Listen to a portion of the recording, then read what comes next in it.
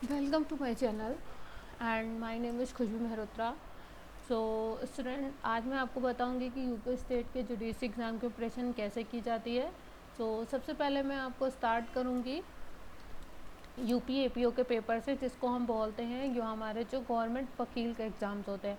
Okay, इसमें जो paper होता है वो 3 स्टेज में होता है: prelims, mains and personality test.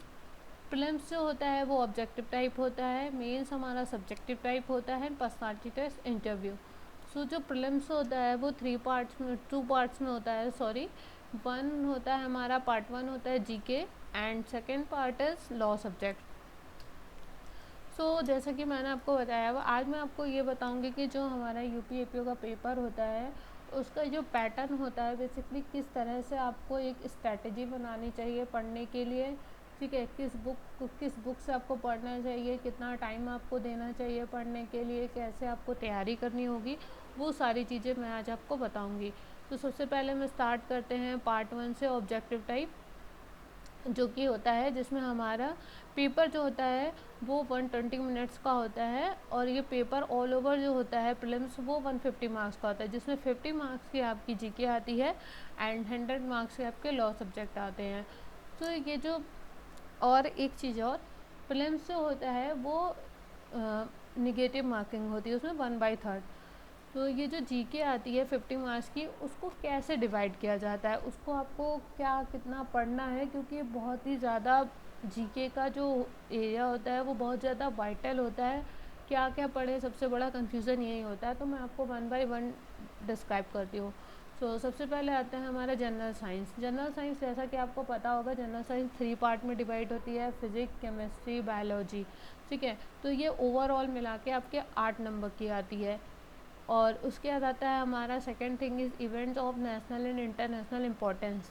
ये हमारे 10 नंबर की आती है। दैट्स मीन आपको करंट अफेयर्स पढ़ने होंगे कि हमारा नेशनल इंटरनेशनल, जिसको हम हिंदी में बोलते हैं समसामयिक और अंतर्राष्ट्रीय घटनाएं।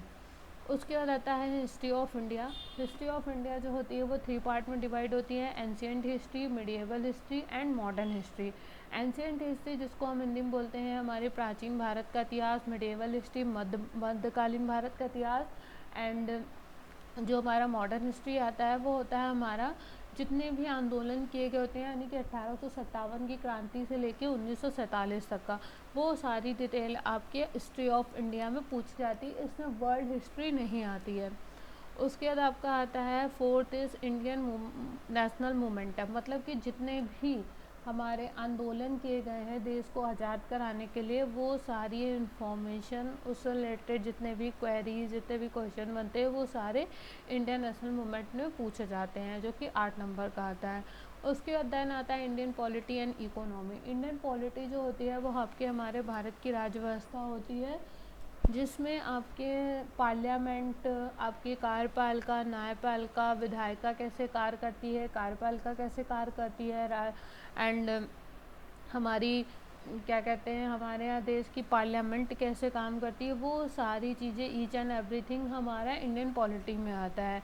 उसके लिए आपको गवर्नेंस भी पढ़नी पड़ेगी, देन आपको करंट अफेयर से अपडेट रहना पड़ेगा। सबसे पहली बात तो, अगर आपको इंडियन पॉलिटी में, आपसे प्रीवियस का भी कुछ पूछ सकते हैं, बेसिक भी पूछ सकते हैं, एंड आपसे करंट से भी आपसे पूछ सकते हैं, बिकॉज अपडेशन चलता रहता है। ठीक है, चीज़ें अपडेट होती रहती हैं। उसके बाद आता है देन इकोनॉमी। इकोनॉमी जो होती है हमारी, वो अर्थव्यवस्था होती है कि जो हमारे बजट वगैरह आते हैं, जैसे कि हमारे अगर घर में कोई चीज़ होती है तो कैसे चलती है उसका हम लोग एक बजट तैयार करते हैं, वैसे ही हमारे इंडिया का जो बजट तैयार होता है, जो हमारे वित्त मंत्री जो हैं, जो हमारी वित्त मंत्री हैं, जो वो पूरा बजट तैयार करती हैं, क्या खर्चा होता है, जैसे जीएसटी, ये सारी चीज़ें इकोनॉमी में आती है, हमारे भारत देश की अर्थव्यवस्था। उसके बाद आती है world geography and population. Population in the sense जो हमारी जनगणना होती है हमारे देश की, ठीक है, उससे रिलेटेड जितने क्वेश्चन होते हैं वो पॉपुलेशन में पूछे जाते हैं। वर्ल्ड ज्योग्राफी, सबसे पहली बात तो इंडियन ज्योग्राफी नहीं पूछी जाती है। ठीक है, आपके सामने है पूरा कि कौन सा सब्जेक्ट कितने नंबर का पूछा जाता है। ठीक है, उसके बाद सबसे पहले तो मैं आपको ये जीके का पूरा प्रोसेस क्लियर कर दूँ, तो इसके लिए आपको करंट अफेयर से अपडेट होना पड़ेगा। करंट अफेयर से अपडेट होना बहुत ज़्यादा ज़रूरी है, क्योंकि चीज़ें अपडेट होती रहती हैं और सबसे ज़्यादा चीज़ें जो है इंटरलिंकिंग आपको सीखनी पड़ेगी, क्योंकि इंटरलिंक करी जाती हैं चीज़ें। जैसे कि अगर कोई अमेंडमेंट हुआ है हमारे इंडियन पॉलिटी में, फॉर एग्जांपल लेते हैं, तो पहले जो संशोधन हुआ होगा उसमें क्या अपडेट हुआ है। जैसे कि हम जम्मू कश्मीर 35A और 370 अगर हम उठाएं, तो पहले जम्मू कश्मीर अलग थी। अगर हमको पहले की चीज़ें नहीं पता होंगी तो हम अभी इंटरलिंक करके उस चीज़ को अब सही नहीं लिख पाएंगे। ओके, सो ये आपका क्लियर हो गया जीके का। उसके बाद हम आते हैं पार्ट 2 लॉ सब्जेक्ट में, जो कि 100 मार्क्स का होता है। इसमें 4 सब्जेक्ट आते हैं आपके लॉ के। पहला आता है Indian penal code, Indian evidence Act, Criminal procedure code and UP Police Act and regulation under this act. So सबसे पहले मैं आपको क्लियर करूँगी इंडियन पीनल कोड।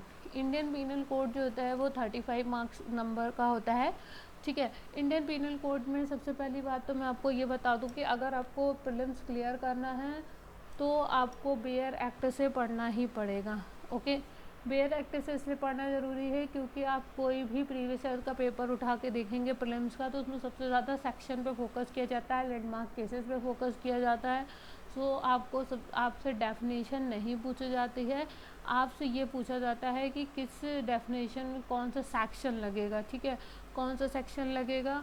एंड आपसे कोई भी केस दे दिया जाएगा, उसका क्या सॉल्यूशन होगा, उसमें कौन सा सेक्शन लगेगा। सबसे ज़्यादा जो फोकस किया जाता है वो सेक्शन पे किया जाता है।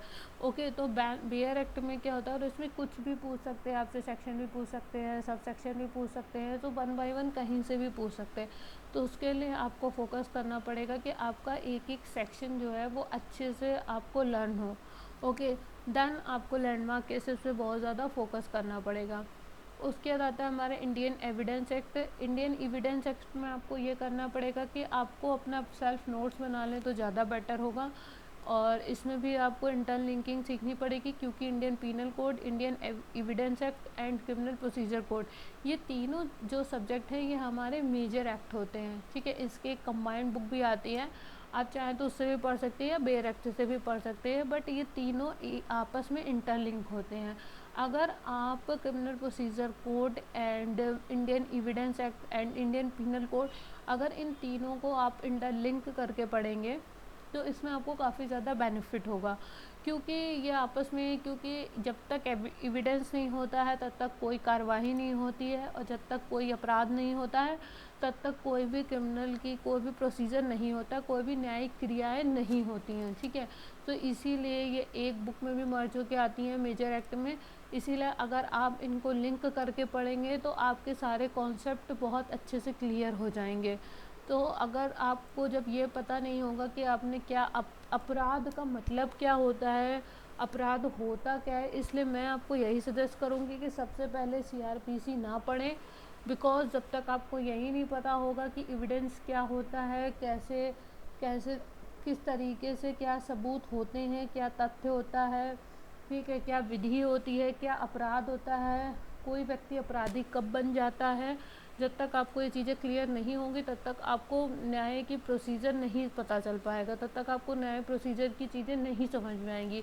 सो मैं आपको पर्सनली ये सजेस्ट करूँगी कि सबसे पहले आप इंडियन पीनल कोड पढ़ें, फिर उसके बाद जब आपको ये पता चलेगा कि कौन सा क्या अपराध होता है, तभी आप उसको एविडेंस से कलेक्ट कर पाएंगे। फॉर एग्ज़ाम्पल अगर मैं आपको ये बोलूँ कि एक एग्ज़ाम्पल के लिए कि मैंने किसी को बिना बताए, मैंने अपनी फ्रेंड को बिना बताए कोई फ़ोन चोरी कर लिया, ओके, और मैंने उसको नहीं बताया, तो और वो कैमरे में कैद हो गया है कुछ भी, तो आप ये कैसे डिफ़ाइन करोगे कि वो चोरी है या फिर मतलब कि लूट है, डकैती है, क्या है, ये आप कैसे, तब तक कि आपको यही नहीं पता होगा कि चोरी की डेफिनेशन होती क्या है।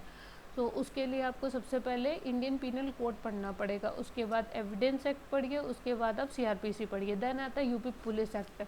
सो यूपी पुलिस एक्ट वो होता है जिसमें आपके पुलिस के जो पुलिस से रिलेटेड सारे एक्ट होते हैं, जो कि ओवरऑल टोटल 47 होते हैं, तो ये तो आप अलग से भी पढ़ सकते हैं। ओके, तो जैसा कि मैंने आपको बताया था कि प्रीलिम्स में आपकी निगेटिव मार्किंग होती है। उसके बाद आते हैं हम मेंस एग्ज़ाम पे, जो कि हमारा रिटन एग्ज़ाम होता है, ठीक है। ये 3 आवर्स का एग्ज़ाम होता है। इसमें जो आते हैं, इसमें आपके 4 सब्जेक्ट आते हैं। ओके, पहला तो हमारा GK का होता है, एंड सेकेंड इज़ होता है जनरल हिंदी, जो कि हाई स्कूल बेस की हिंदी पूछी जाती है, जिसमें जनरल नॉलेज आपकी वही सबसे ज़्यादा फोकस करंट अफेयर पर होता है। हाँ, मेंस के लिए आपको करंट अफेयर में ये ज़रूर प्रिपेयर करना पड़ेगा कि कौन कौन सी योजनाएं आई हुई हैं और प्रधानमंत्री जी ने कौन कौन सी योजना निकाली है, ठीक है, और किसी चीज़ का क्या सॉल्यूशन होना चाहिए, जैसे निबंध लिखने को आ सकती है, इस पर आप विचार करिए। और आपके इंडियन नेशनल मोमेंटम से भी सबसे ज़्यादा पूछा जाता है इसके अंदर, ठीक है। मतलब कि करंट अफेयर अगर आप अपडेट रहेंगे तो ये ईज़िली आप पेपर निकाल सकते हैं। उसके बाद आता है थर्ड, आपका आता है क्रिमिनल लॉ यानी कि CRPC, एंड आपकी ये सारी पुलिस एक्ट जो आता है वो आपका थर्ड में आता है। और लॉ ऑफ एविडेंस आपका आता है 100 मार्क्स का। जब आप प्री निकाल लेते देन आपका मेंस एग्ज़ाम होता है। जब आप मेंस निकाल लेते हैं फिर आपका होता है पर्सनालिटी टेस्ट, जो कि आपका 50 मार्क्स का होता है। सो मैंने आपको बता दिया है, अगर आप इंटरलिंक करके पढ़ेंगे, अगर आप करंट अफेयर से अपडेट रहेंगे तो आप इजीली पेपर निकाल सकते हैं। और मैं इसके बाद अब आपको बताऊंगी कि नेक्स्ट जो मेरा वीडियो आएगा उसमें आपको बताऊंगी कि सिविल जज, यूपी सिविल जज की प्रिपरेशन कैसे की जाती है, उसकी क्या स्ट्रेटेजी होनी चाहिए। And thank you so much, thank for watching this video.